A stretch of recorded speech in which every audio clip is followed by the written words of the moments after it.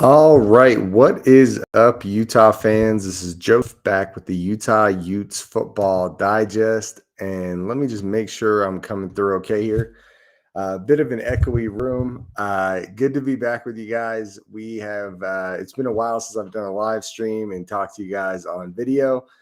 For a long time now, I've been doing all the videos I make on the channel with just audio. So good to be back with you guys. Utah smashes Cincinnati. Huge, dominating win. Utah, the final score is not quite in yet, but at the moment, the score is 45-15, and the final score will read something along those lines. What a huge win for Utah. And just to give you guys an idea, Utah was coming into this game where we had only really been beaten by two opponents, Texas Tech and BYU. BYU was, razor thin win for BYU at Provo. So you can imagine things may go didn't win the game. But then also the Texas Tech game, down to the wire, there was a close game. And then kind of at the middle of the fourth quarter, they pulled away and started racking up points. So for Utah to go up against the number 17 team, Cincinnati was a good team heading into this game. For Utah to go into this game and just look completely dominant is a huge, huge statement for Utah. Not only did Utah win this game, but I think it's fair to say that this game was pretty uncompetitive by, I don't know, I'd say probably middle of the third quarter. It started to get there. I feel like as we got closer to the end of the second quarter, it was starting to head that direction. But as we got to the nasty, Brad with Bangerter says Utah winning. Yeah.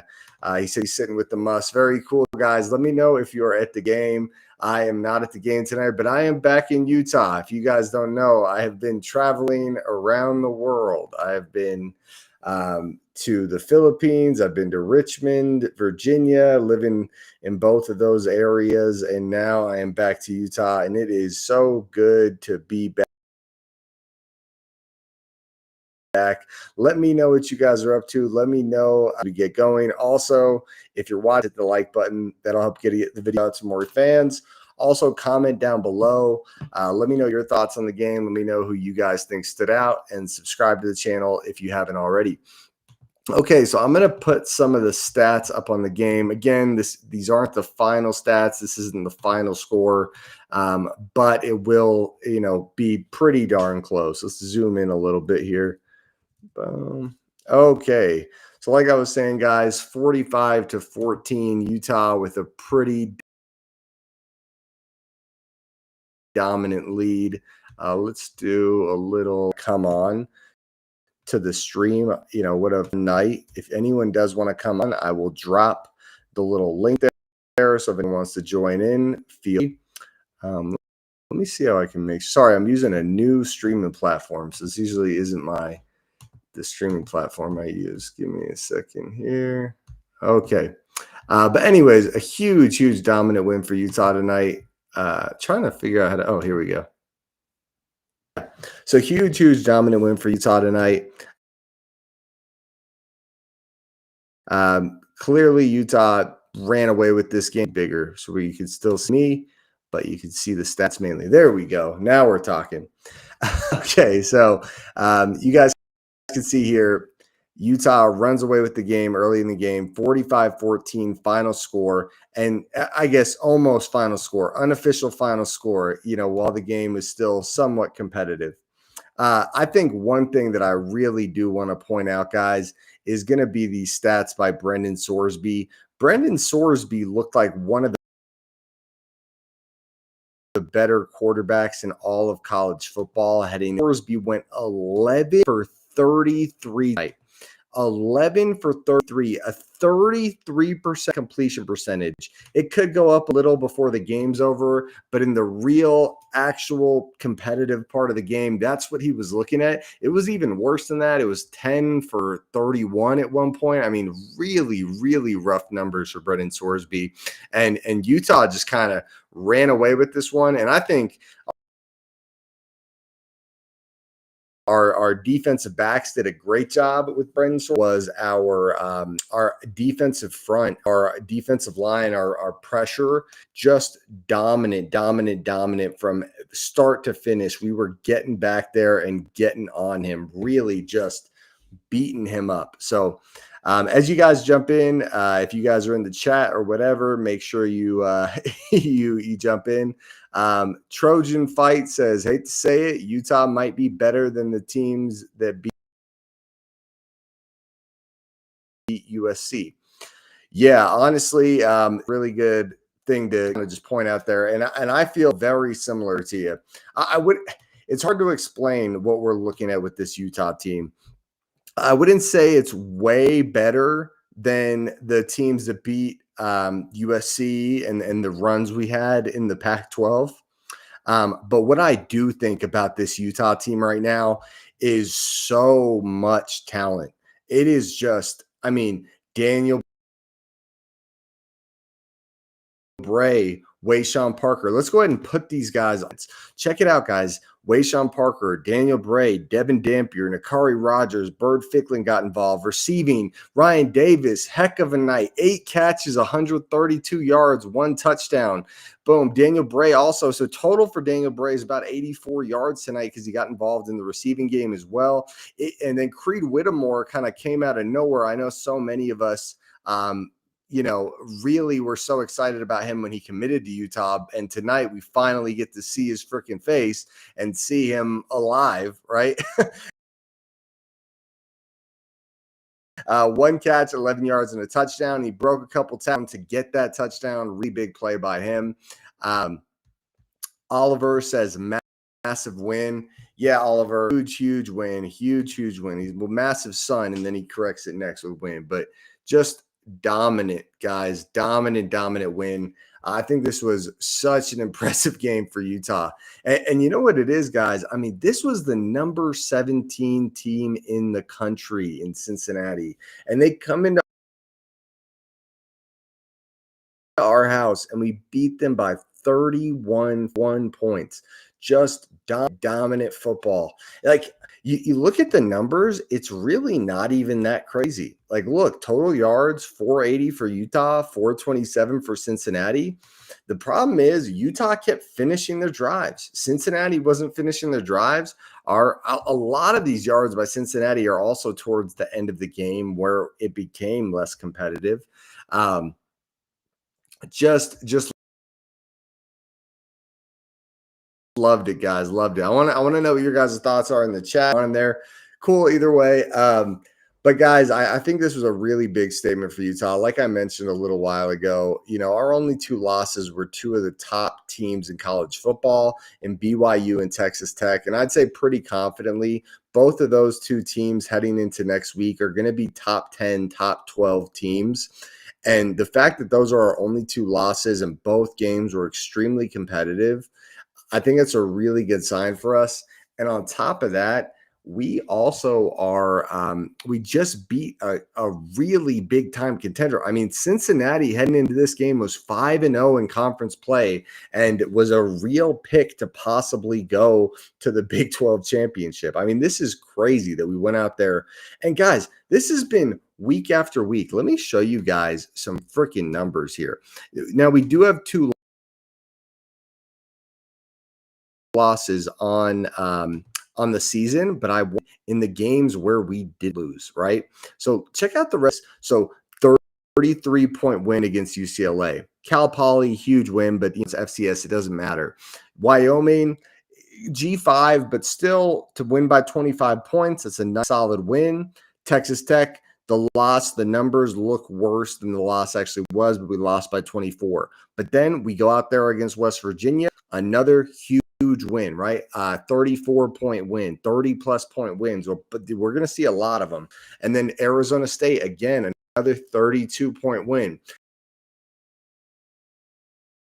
A tight contested loss to BYU at Pro. And we go out there, Merck, Colorado, 46. And then Cincinnati, the number 17 team in the country, comes into our house and we beat them by 31 points. I mean, holy cow, guys. This is big.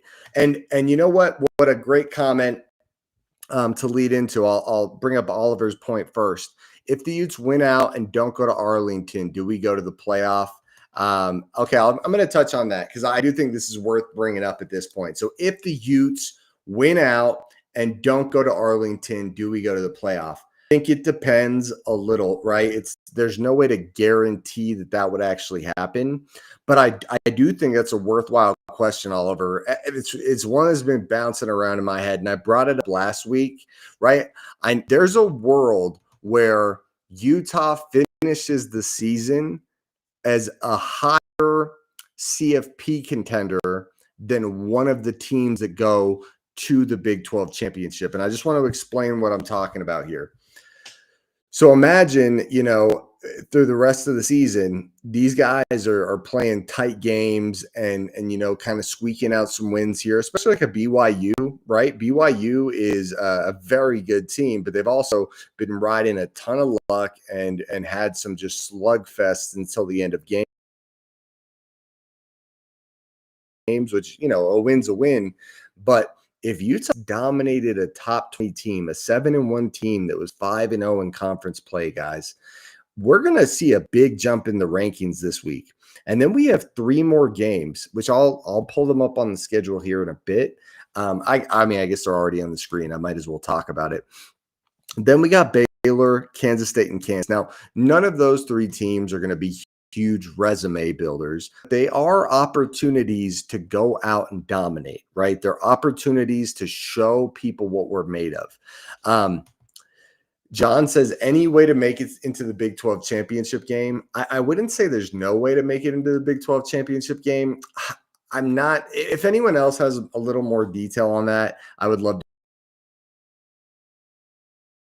to hear it. I know a bunch of people have been tracking it more detail because I know like Houston winning or Houston losing wasn't good for us, and Texas Tech won, which wasn't good for us. So I'm not exactly sure, but John says, I doubt it since SEC bias. And I think he's asking if we can we get to the playoff without going to the Big 12 championship. That's what he's referring to as Arlington. I absolutely think it's a possibility. Just being real with you guys, I really do feel like there is a world where Utah can get into that top 10, top 12 before the season's over. John, I'll address John's comment and then I'll go to the other one. John says ESPN had a number saying it's a 13% chance. Yeah, it's a 13% chance, but that's all. Also, John, don't forget when they say it's a 13% chance, what if we go ham, right? And I don't know if I think you're talking about a Big 12 championship, but I even think there could be a world where we have a better shot at getting into the CFP than we into the Big 12 championship. I know that sounds kind of wild, and I'd say they're both probably pretty close, but it really is, guys. We have dominated in all of our wins. And then did you guys see today West Virginia beats Houston and took them to the woodshed, like really beat the crap out of them. Like, West Virginia had a dominant win over Houston. I mean, gosh, dang, what a fun day of football. So that West Virginia 34-point win is much better now so I think there's a lot of good look in Utah right now, and there's a lot to say that we could make quite a run at all of these big goals we had heading into the year. I'm not going to say for sure that, we're going to make the CFP or that we're going to make the Big 12 championship. But I do think that the problem is we're just not in control of our own destiny right now. But I do think this team is surging so much right now. Like, oh man, you guys probably it's so fun to watch. The momentum's on Utah's side. It's just so much fire, so much energy, and we were going out there and just beating the crap out of teams. I mean, just like it feels like we're angry about the losses and just taking it out on these not even bottom feeders. I mean, Cincinnati was a legit contender. Like they were up there tied for first in the Big 12, and we just made them look like they had no business on the field with us. Very fun. Very all solid QBs next 3 games. Yeah. Jalen Daniels, Avery Johnson, Sawyer Robertson. Yeah, it's a talented crew we're going against. And I would say really in the Big 12, there's not many gimme games. I think Houston learned that today when West Virginia took them to task. And I think that was at home for Houston. Damn. But yeah, there's no gimme games. We got it. But I think that's an even better point, John, right? Like good QBs or at least decent QBs in all 3 of those guys. Some like Jalen Johnson, or yeah, Jalen Daniels, sorry. Jalen Daniels and Sawyer Robertson are actually good to very good QBs, where Avery Johnson's good, but pretty inconsistent. So I'm with you, man. I think we have a chance to really make a statement if we can make these QBs. I mean, look what we did to Brendan Sorsby, guys. I just want to throw this back on the freaking screen. Well, look what we did to this kid. Where is he? 11 for 33. 1 touchdown, 1 interception. That is Brad with Banger says, I love the show, Joseph. Well, thank you so much, Brad. I love making this content for you guys. Sorry I wasn't able to do the pregame breakdown this week. I was moving, just getting back to work, getting back to my new job, I've been working the job for a while from the Philippines, but now I'm back in Utah and, had to adjust, had to move into the new place. We have this beautiful new home. I couldn't be happier. Tell you what, guys, you spend a little bit of time out of America as much as God bless America. I'll leave it at that. But that's kind of what it is. John, not sure what you're referring to. Yeah, that was crazy. I kind of went off on a rant there. So not sure. Oh, and then John says, in Arizona taking it to Colorado. Arizona took it to Colorado, dude. I think we broke their back a little bit. I think with Colorado, we gave them such a bad beat down that they left that game a little demoralized. And you saw they brought Ray Lewis in to talk and re-center, but it wasn't enough. I mean, you know that Colorado team left that game. Just that doesn't really happen much in Big 12 play, right? Where a team that was one of the most dominant games that Utah's ever had in the history of the program. And it was 43-0 at halftime. And I think if you're a player on that Colorado team, you're looking at your resume and you're looking somewhere else. And I do believe that's a fact. I mean, you don't have to like it, but in modern college football, that's what it is. Okay. We need BYU or Tech, according to Tyler Chase. He says, we need BYU or Tech to lose 3 games and Cincy to lose 1 more. If that happens, we will be in the Big 12 championship. Well, that's could happen. Okay. First off, I don't think it's realistic to think BYU or Tech is going to. I think you're saying they need to. You're saying BYU. You're saying Tech would have to lose 3 total. So both would have to lose 3 total. But Tech's already lost 1. I don't see those things being super likely. I definitely see a world where BYU doesn't finish the season undefeated. They've been so, riding the hot hand, getting lucky, and this isn't trashing BYU. It's just really being honest. And I work with a ton of BYU fans, just like I'm sure a lot of you guys do. And I said this to their face, where is there a world where BYU doesn't make the Big 12 championship? Yeah. I think BYU is a very good team, but it has been so streaky. And you know what's fun, guys, is those 2 teams get to go play each other. And I think as Utah fans, we're thinking like these are the only 2 teams to beat Utah. What do they look like on the field together? And I don't think it's unreasonable. I know it's a little, self-centered, but I don't think it's unreasonable to think the rest of the country's thinking that too, right? Especially the rest of the Big 12 is like, hey, they do against each other. Because I really believe kind of what it is. It's hey, like these and it's the a pre Big 12 championship match. And I think to your point, Tyler, if BYU wins that game and then Texas Tech has 2 losses, if we can win out, I absolutely think there's a chance Texas Tech loses one more game. Not for sure, but definitely a possibility. And I would say after seeing Cincinnati tonight, I think, but I do think there was a little bit of Utah took it to them, and I think there's a good chance Cincinnati at least one more. John says I do have a concern with our passing game and making nonsense throws for no reason. I'm going to address that. I think it's worth talking about here, guys. There is as great as tonight was. I'm going to be honest with you guys. Great as tonight was, because it was a great one with the passing game. It was multiple times. I'm sure I'm not the only one, and I just feel like it's worth saying that. And I'm not going to harp on it because it was another dominant, excessively dominant win against a top 20 team. I mean, damn, guys. But let's be real here. There were some passes, right? There were some passes, and there was even towards the end of the game when we were winning, there was necessarily tough, right? Unnecessarily kind of like putting the game in harm's way, right? And almost just underthrowing players. You guys know the ones I'm talking about.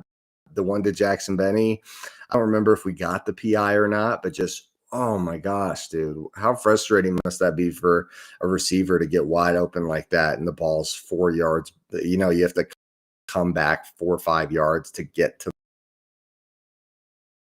the ball. I don't know what to tell you guys. I getting any better, and we're dominating people. Like, don't get me wrong, we are smashing teams. I do still like that's still a concern. Like the 2 teams that were able to force us to throw intermediate and deep were BYU and Texas Tech, and that game ended in a loss for Utah. And so I think it's a good observation. I don't think you're crazy to think that. I'm not going to harp on it because the win awesome today, but I did have similar thoughts to you, John. So I think it's worth it. If you guys are enjoying the content, I love making it for you. And also join the chat, guys. There's a lot going on in the chat. A little while here, and keep having some fun. Subscribe to the channel. If you haven't already, we put out a ton of Utah Utes football content. Probably planning to do live streams moving forward. Sorry, blank background. Like I just said, I moved into the house, so bear with me here. John says Kansas State almost took it to Texas Tech until the last half of the fourth quarter. I heard about and Brad says Kansas State was running wild. Well, we're going to play them. So if they kept it close against Texas Tech and then we can get a big win on them, that's good for our resume. Boom. And Oliver says, I'm back and caught up. One of the announcers today said there would be 5 teams in the CFP, which would be absolutely ridiculous. There could be 5. So you're saying 5 teams from the Big 12. I think that's what you're trying to say there, Oliver. That'd be pretty crazy. I don't know, because I think Cincy's going to drop pretty hard after this week. I think Utah's going to move up a lot. I think Texas Tech, BYU, and Utah are the ones that people are considering for the CFP. I think Houston, after you got beat up like that against, a bottom feeder team, no offense, West Virginia, that's kind of what they've been this year. I don't see how you're from that. Okay, Stephen Miller. Oh, okay. What's up, Joseph? Love that game so much. Go Utes. What is up, Steve? For tuning in, man. Thanks for joining the chat. And make sure you guys drop comments in the chat. I feel like that's my favorite type of live stream is when you guys ask me questions in the chat. we can kind of, roll with that and let that guide the conversation. Oliver, especially considering Ohio State, Oregon will all make it, which means one Big 12, one ACC, and one G5. There's going to be so much bias. I feel like Utah does have a real shot. When it comes down to it, if we stay at 2 losses, I think we have a real shot. Now, obviously, we lose any more, we don't have any shot at the CFP. But if we keep, guys, I was just pointing it out. You guys missed the beginning of this stream. Our losses are all pretty tight. Obviously, the Texas Tech one's not that tight, but if you really watch the game, it was or end the game, show how tight that game. And our wins are all like the average win margin is 30 plus points. It is crazy, crazy, crazy stuff, guys.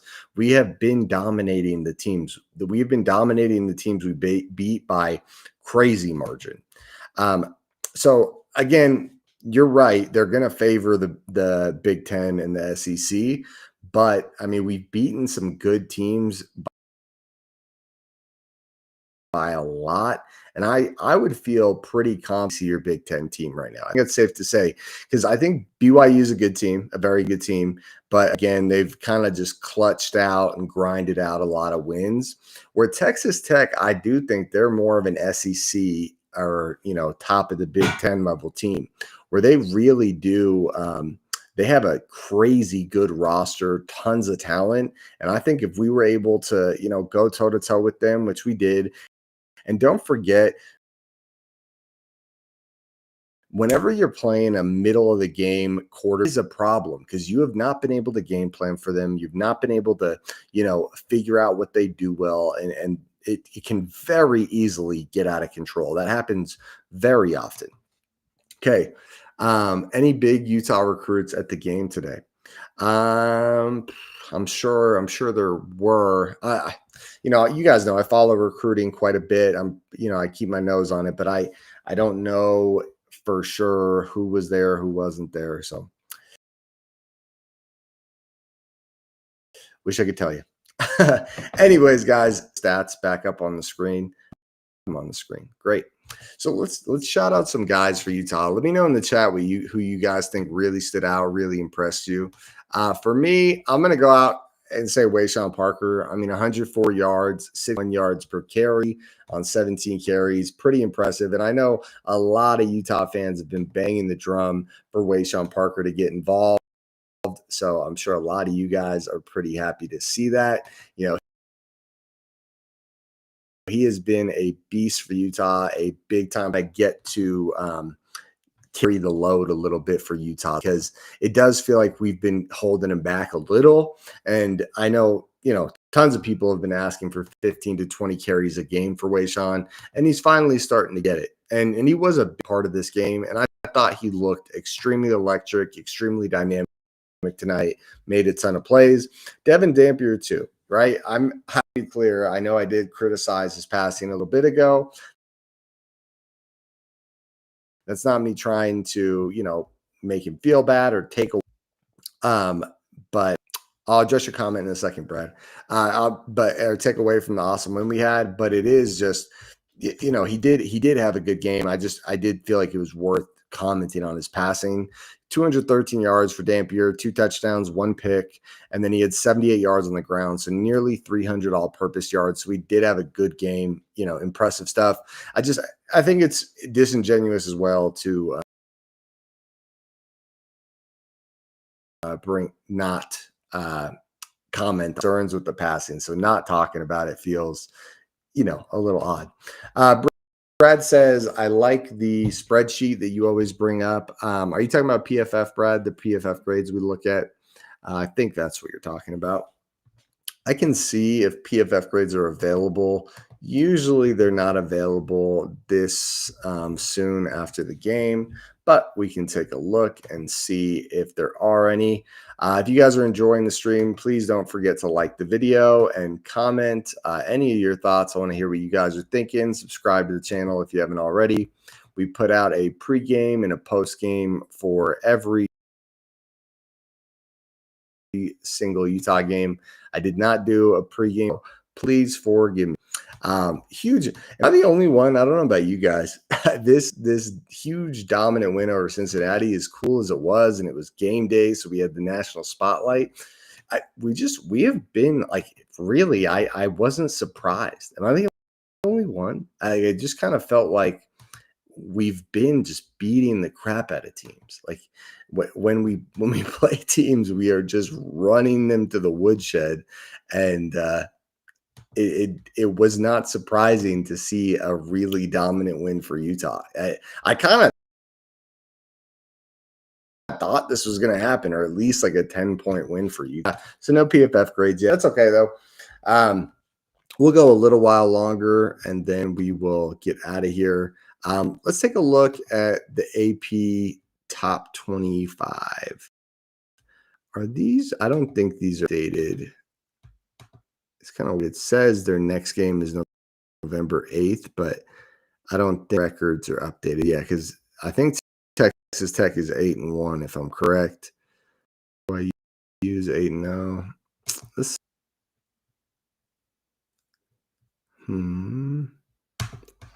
Let's take a look, guys. All right. Anyways, well, I'm going to go ahead and start closing out here, guys. I appreciate you guys watching. I appreciate you guys tuning in. I hope you guys had some fun, enjoyed the stream. Just notes for moving forward. I'll probably plan on doing a pregame live stream and a postgame live stream. I think the live streams are a little more fun, and I enjoy the interaction with you guys a little more. So if you enjoy it, like the video, comment down below, and subscribe. And I'm going to